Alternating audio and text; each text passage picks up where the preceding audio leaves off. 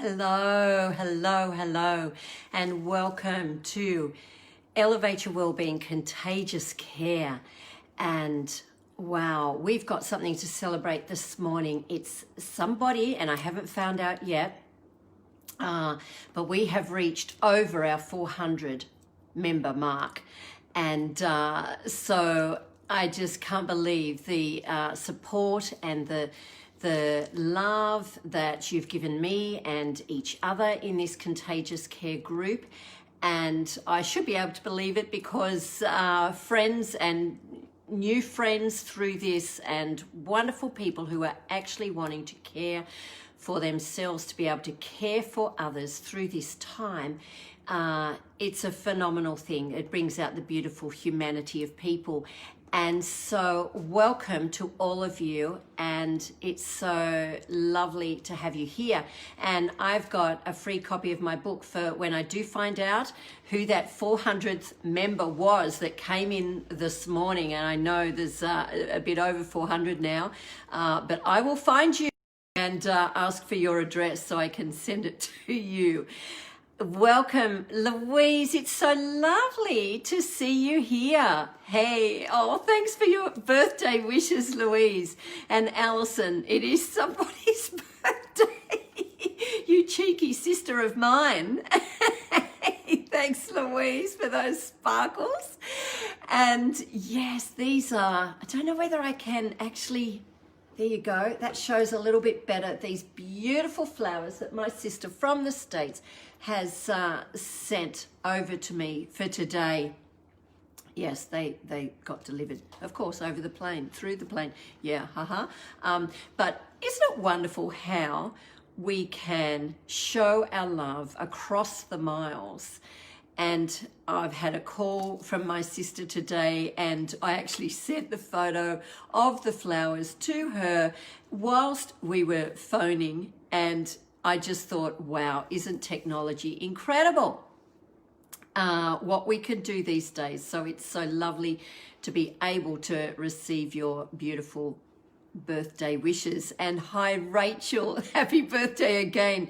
Do you know what this amazing, thanks, Louise. You know what this amazing girl, Rachel, my graphics, gorgeous, extraordinary girl, gave me? Just knocked on our door when I was still in my nightie half an hour ago, and she's made a balloon birthday cake. And of course the happy birthday is backwards, not because of Rachel, but because that's what Facebook Live does. But she's made a birthday cake with a candle on it. How cool is that? You can see why I've got her as my graphics beautiful person to do all our flyers. So thank you, Rachel, again. And it's so lovely to have you here, Rhonda, also. So please check in. Let me know if you're here. Nobody should be hiding today, okay? This is a day of celebration in many ways, and more importantly than just a birthday for me, it is a celebration. As I was contemplating the topic for today, and I thought, why not share what the living legacy that we can give to future generations. It's kind of what you sometimes might think about as your birthday is leading up. How have I spent my life, and how do I want to spend my life? So we're going to look today at leaving a living legacy, and I'm going to give you 5 ways to identify what you want to leave for future generations when you are gone. So what impact do we have on people's lives? Just put in the comments section what you would like the impact to be. Just think about that for a moment. What impact do you want to have on people's lives? Use the comments section. I know, Louise, you'll be great at doing this because you do it all the time. What lasting legacy can we leave? – let me know what lasting legacy you want to leave. And what footprints do you want to leave for future generations forward? Okay, what are the footprints that you want to leave? You want to give a positive impact, Louise. That's right. And we're going to be really specific here about what that positive impact might be. And I know, Louise, you leave a very, very positive impact with all your energy of your work. The leaving, what do you want to leave behind, these constructive footprints? Imagine the constructive footprints on the sand. What trajectory do you need to go to in that forward space in your thinking to be able to leave behind some incredibly good gifts to your children and your children's children and your children's children's children? Rachel's saying, showing kindness is the best way to live. Yeah, my word it is. It is a beautiful fruit, and we need to sow the seeds of kindness, and we need to have good soil to be able to exhibit that good fruit. So most of us want to leave our mark, a mark in the world, and a positive mark. To know that our life has mattered. And have you ever considered what you would like to have written on your tombstone? You know, my favorite tombstone inscription is, I told you I was sick. That just made me laugh and laugh and laugh till I was making too much noise in the cemetery. But, you know, somebody had a sense of humor. Just give a laugh icon if you like that sense of humor that you want to pass on through to generations also. Welcome, Carol. It's lovely to have you here. And Rhonda's saying, I'm hoping for repairing where I have hurt or brought harm to others, and I want to give love for family. Rhonda, so, so important. And we've all, in our life, if we're human, it means we've made stuff ups. So desiring to repair when you've hurt others is a wonderful legacy that you can give. And I'm going to talk a bit about that later. So good on you, Rhonda, for being on the ball. So others, please share what things that you want to leave in your relationships, in your thought life, and what you pass on to others. What does it mean to leave a legacy and to live a legacy? It's important that we live it. It means putting a stamp on the future and making a contribution to future generations. You know, last week I shared with you the journey that I had through cancer and that treatment year, and a bit of how that was for me. And one of the really positive outcomes of that was that I realized I wanted to feel that my life mattered. That was 10 years ago when I turned 50, and I am so grateful for that. Well, actually 11 years ago now, because it's not my 60th today, and I'll let you guess the rest. So yeah, 11 years ago, what I thought, how can I really, truly make my life matter? And it's worth considering. Just put a yes in the comments if you've actually considered that. How can you make your life matter? Put a yes if you've actually done that, like thought about it. You see, after the whole treatment process was over for me, when I was no longer on survival mode, I started thinking, how shall I now live? And what are the things that I want to do differently? One of those things was to quit my job as clinical coordinator of Relationships Australia in the Illawarra.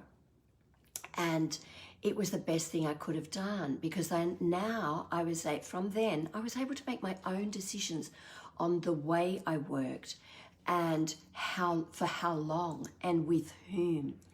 And I loved serving in that community for the 9 years that I did. But you know that when you have to close a door to open other fantastic doors. You cannot enter into more than one door at once, right?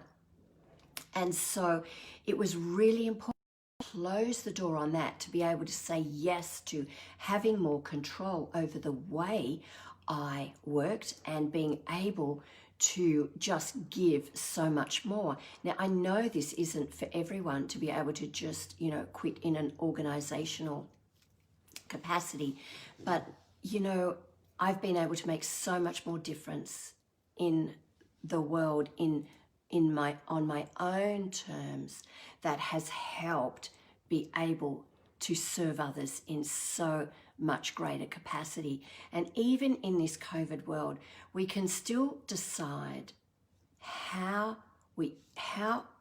much control of the things that we can control. We can make decisions about that. And even just in the small ways of how we interact with people, how can we foster a sense of inner calm when the world outside, the external world, is certainly anything from, it's so far from calm. So Margaret's saying, hi Margaret, and you're saying happy birthday, dear Heather, just able to tune in. Alison, yes, you've considered this, and Margaret, and hi David, you have considered about how we can be intentional about passing on a great legacy for others. So the big question is, how do you want to be remembered? Just answer that in the comments box now. Just in a simple sentence or half sentence, how do you want to be remembered? Asking this question of yourself really is so meaningful, because it will allow you to do what matters in life. And you're the only one who can describe that, who can define it for yourself. Deciding what your legacy will be can help you with so many of your future decisions, the big ones, the mediocre ones, and the small ones. So once you know what your legacy is, that you want it to be, you could start building it. And just knowing it will allow you to make better use of your time. You'll be so much more efficient and constructive with your time and other resources. Just knowing it will allow you to influence your day-to-day decisions in a positive way. You'll gain clarity on your life and what your legacy is to be, and then you can give your life meaning and purpose. So just jot in what that is for you, because it's going to enable you to start building your building blocks to determine how you want to show up in the world. Each day, you'll live a life as if you matter each day. And you know what? You do matter. You are so significant, so precious, so powerful in how you can live your life. So here are my 5 ways to identify the legacy that you want to leave behind. You need to identify that yourself. Margaret's saying, being loving, kind, forgiving, thankful, and joyful. David's saying, happy birthday, girl. So come on in with your comments on what legacy you want to bring, David. What legacy do you want to leave behind when you pass? So it's really important, because we're not going to be here. We're here for just such a brief moment. It's like, I remember, like, we live near the beach, and every time I walk on the beach, I just think our life here on earth is like a grain of sand in comparison to the whole outstretched beach, which for me is an eternity. That's how I see it. And so what with the first identification that you can have for your legacy that you want to continue on this earth for other generations is identify what your verse will be. What little caption, what little statement do you want to make to the world while you're still living here?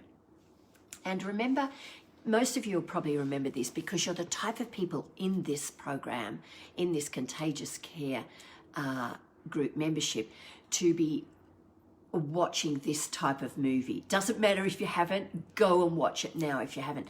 But who remembers Dead Poets Society? Just put a yes in the comments section if you have seen that movie. It was a long time ago. It was set in 1959 in Vermont, I think, in a fictional elite boarding school. And Robin Williams did an absolutely brilliant job in playing the main role of the teacher called John Keating, an English teacher who inspired his students through his teaching of poetry. And I tell you, I've watched this movie a few times and it is just so incredibly inspiring. And it was one of Robin Williams' movies who, as we all have fallen in love with him, and I just, you know, he has left such a legacy for us in the way he expressed himself in his movies. And so in a powerful scene, I want you to go back, if you've watched this movie, go back to that scene where the English teacher, Keating, tells his students about the meaning of life. And he gives a quote from "Oh me, oh life." And he says, "Oh life, of the questions of these recurring, me, oh life." And the answer is that you are here. That life exists and identity exists, that the powerful play goes on and you may contribute a verse. You may contribute a verse. So what is your verse going to be? My dad's verse, and I'm going to speak about my dad because he left an incredible lasting legacy for us. And his verse was, "Put your best foot forward." I've mentioned this before. But what did he mean by that? It was like, put your best anything towards that day, towards the project. He always said it to us at the beginning of each school term. And as I was saying good night to him that night before each school term began, he'd say, "Put your best foot forward, Heather." And it was just a beautiful phrase that I could apply to when I was on the swimming blocks going in, I was a state swimmer and I just competitive with that. And I would visualize putting my best arm forward, my best arm. And whatever it is in life that you're doing, put your best foot forward. I want to ask you a quiz question now. And the first to answer this, I'm going to ask for it to be specific, but just have a guess. What do you think my verse is in life? I've given you plenty of good clues along the way through all these sessions now. So just put in the comments section what you think my verse is that I contribute to life in. And then I want you to be able to put in the comments section your verse that you want to choose for life. So that's number one, identify your verse. Number two is see yourself as a relay runner. And guess what? I've got the torch from the 2000 Olympics. You will notice it. And I am very lucky. John and I are incredibly lucky to have had our daughter Melinda, who ran in that torch relay in Sydney 2000. She actually ran out in a country town as it was passed on to finally the Sydney Olympic Stadium. And you know, she hasn't wanted it in the rental houses that she's been living in with friends. So we get to still have it in our home, but I know that won't be forever. But, you know, my dad, first of all, he was a runner. And at one stage he held a national relay record. And it was a proud moment for him as he ran in the torch relay in the 1956 Olympics. And my brother David on here has that torch passed down to him, representing the 1956 Olympics that my dad ran in. In those days, you had to be a fast runner. But in a relay, if you think about a relay race, the members of the team take turns running while they hand on the baton. They hold the baton in their fist and they hand it on to each team member as they run a different portion of the race.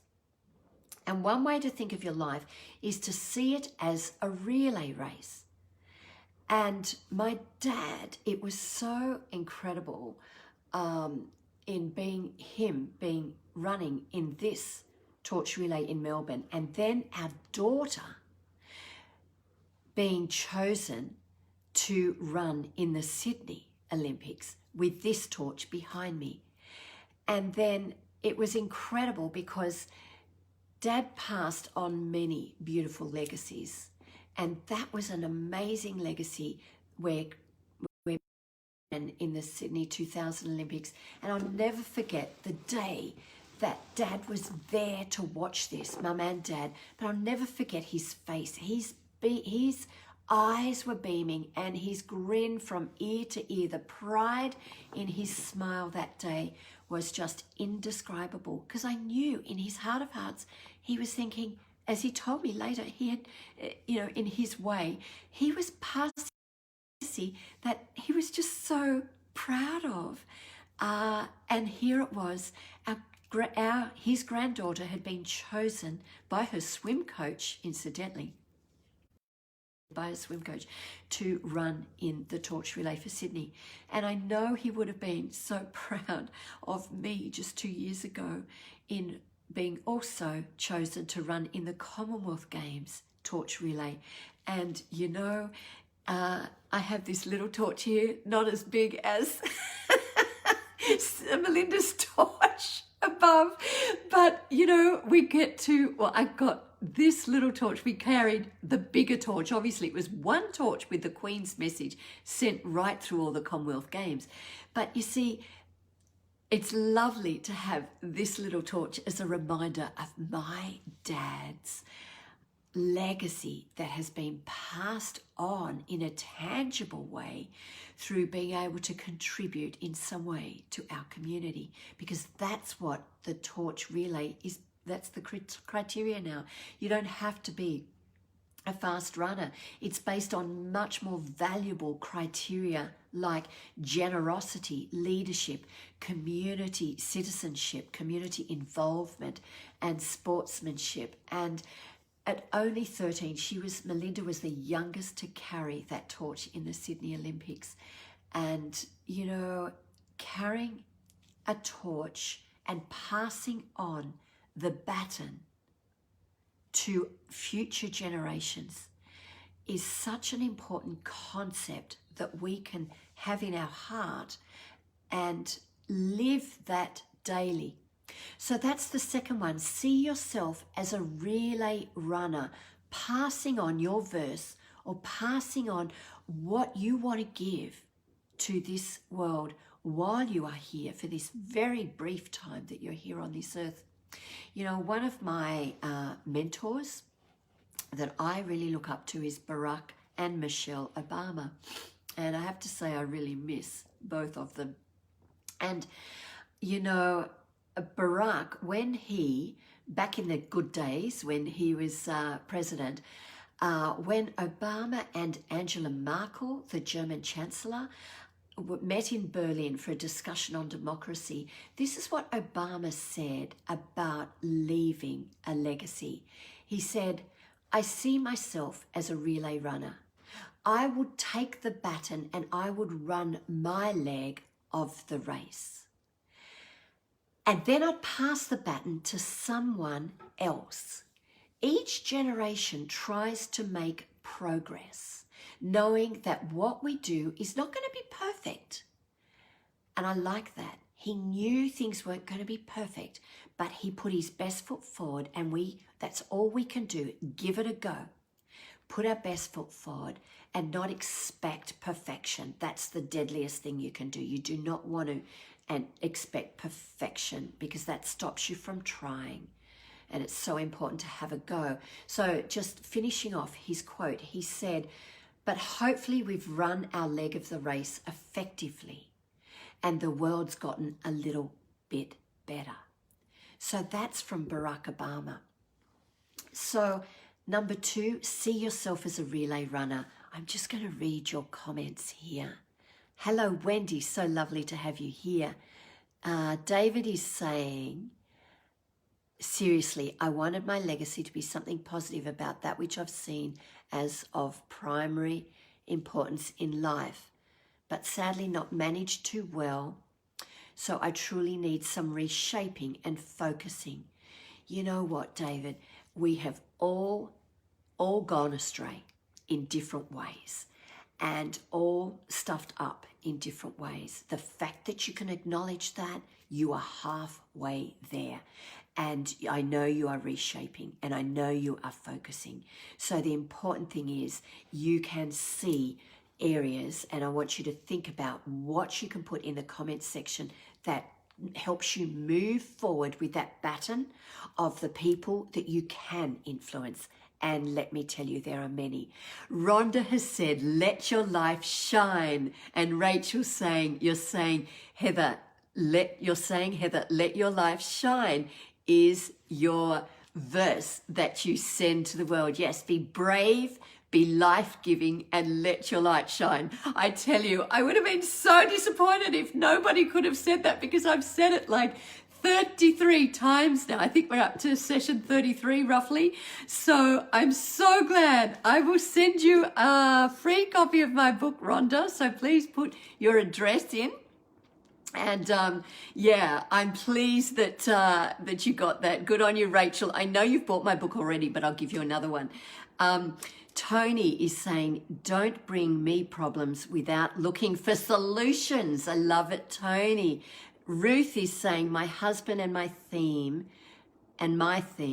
when we married was and continues to be every day united for his glory. What a beautiful, eternal and earthly verse that you can give to each other, your future generations, and the world, Ruth. Thank you so much. So the third one is, the third way to identify your living legacy is to picture your 80th birthday. Okay, give me a yes if you've heard of Stephen Covey. I'm going to quote from him now, or give you an exercise that he has suggested. Who knows of Stephen Covey? Just give a yes in the comments section. He does this obituary exercise, and he suggests we should imagine our funeral, okay? If it's too morbid or macabre to imagine your funeral, you can imagine your 80th birthday. But I actually, having faced my own mortality, and that is a gift, as I've mentioned before, I like to, it's okay for me to do it as a funeral. We should ask ourselves questions like this. Who would give a eulogy at your funeral? What will they miss about you? What positive attributes will they associate you with? And how are they describing you as you go forward in this moment? And just, you might want to close your eyes to really picture it. Go forward to either your 80th birthday or your funeral, and picture what the very significant people in your life, maybe 2 or 3, who had chosen to give a eulogy or a speech at your 80th, what adjectives will they describe you with? What adjectives will they use? Everyone you've had impact on or have influenced in some way, imagine them being there at your birthday party, your 80th. And as they get up to toast you on your birthday, what would you like them to say about you? That's what you want your life to stand for. So just jot in the comments 3 adjectives that you want to be said about you on your 80th birthday. The fourth one, the fourth way to identify your living legacy is, what words do you want etched on your tombstone? You know, Thomas Jefferson, the third president of the United States, before his death, this is how intentional he was. Before his death, he gave instructions on what he wanted on his gravesite. And Jefferson wanted an obelisk. And those of you who've been to Washington, D.C. will have seen that obelisk. And with it was what was engraved on it. Here was buried Thomas Jefferson, author of the Declaration of American Independence. You can see why he was so proud of that. Author of the Statute of Virginia for Religious Freedom, and father of the University of Virginia. Now, most of us won't have anything nearly as grand as Jefferson to put on our tombstone, and that is okay. An ordinary life lived well and lived with grace can make a huge, a massive difference, as little Oliver, our grandson, says, at the age of 3. It can make a massive difference on the life of others. So what words do you want etched on your tombstone? Give me 3 words. I had the privilege when my father died to, I just wanted to have a tangible thing that other people could come to that actually remembered my dad. And so in his retirement village, I had the opportunity of speaking with council and organising a seat that was put there for all the elderly people to walk past and see this, have a seat on, to be able to sit down on this seat, looking out on a gorgeous view, and be able to reflect on something that Dad stood for. And guess what I asked council to put on the little message there. It was in loving memory of Dad, who always put his best foot forward and shone God's light. So he shone his light on me and so many others. And what are the words that we want to be etched on our tombstone or a little seat in memory of you? Give me 3 words, and I'm not seeing any, so come on, guys. I know you're there. Put some words down, because when you write it, it becomes more powerful, and you will actually action yourself then to be able to let that attribute flow through you and from within you outwards to others. So write down those attributes now. The 5th way to identify is to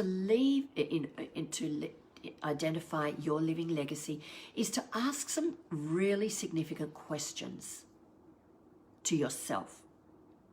And these are just 10 different questions that a person, and I'm just going to check so I can quote properly, Marilise Fabrica has suggested.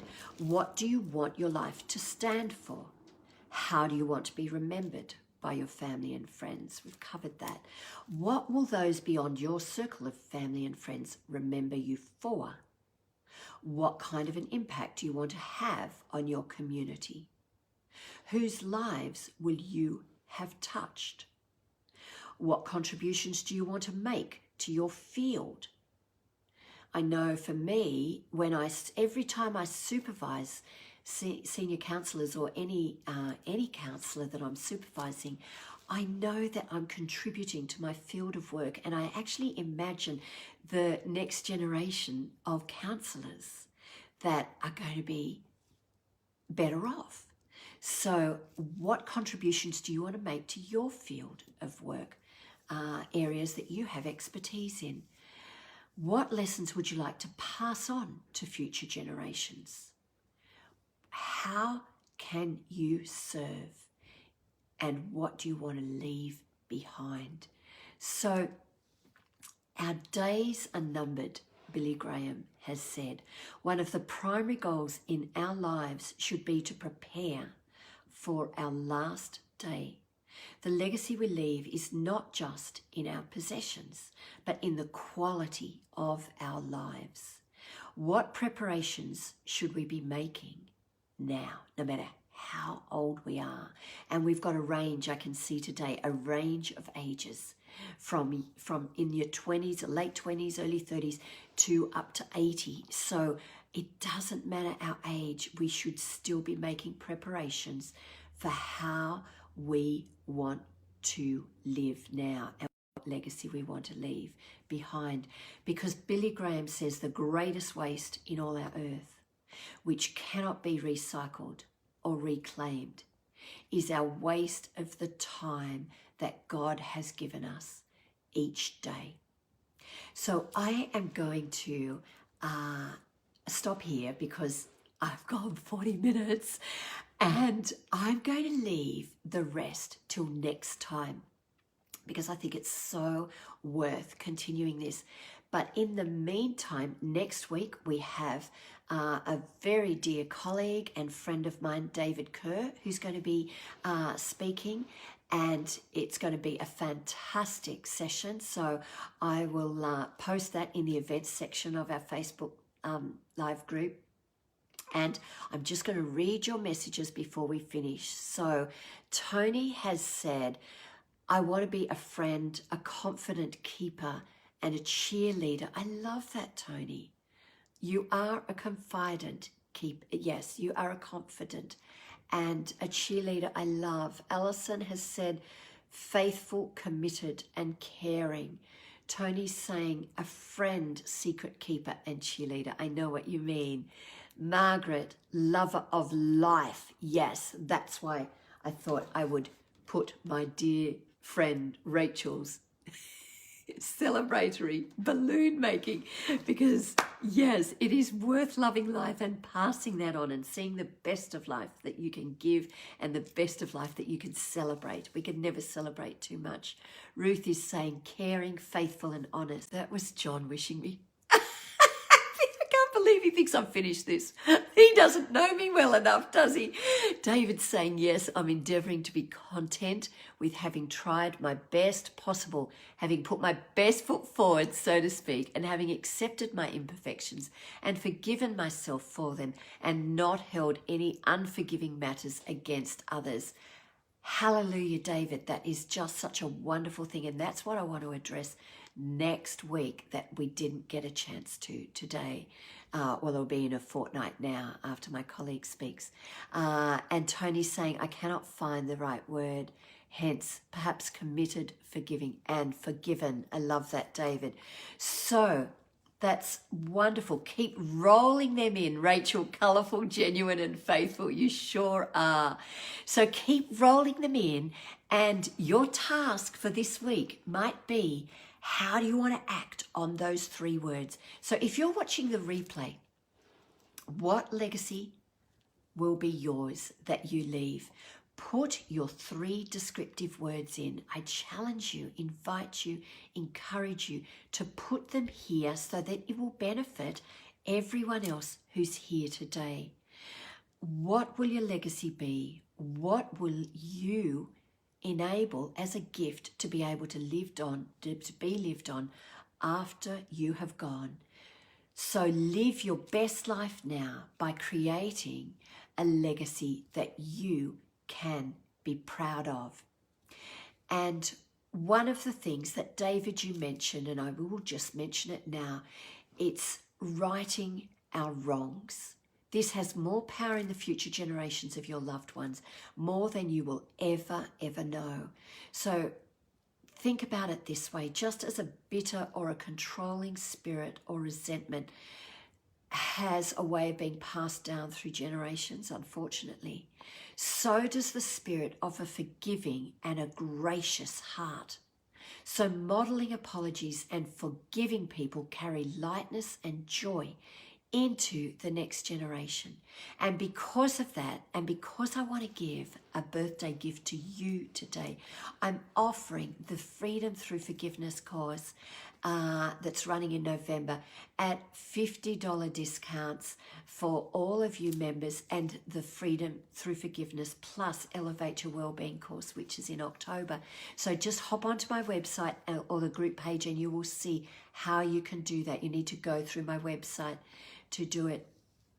But it's really just something that I can offer you to make it easier for you to pass down through the generations your best of your well-being and your best of your relationship gifts of making amends and offering apologies and giving that gift of forgiveness. So I'm going to finish with one thing, and it's this. It's while we are well enough to leave footprints on the sand of time, it's even more important to make sure that those footprints are directed in commendable directions. And that's from James Cable. So, you know what I'm going to say now. Be brave, be life-giving, and let your light shine. Bye.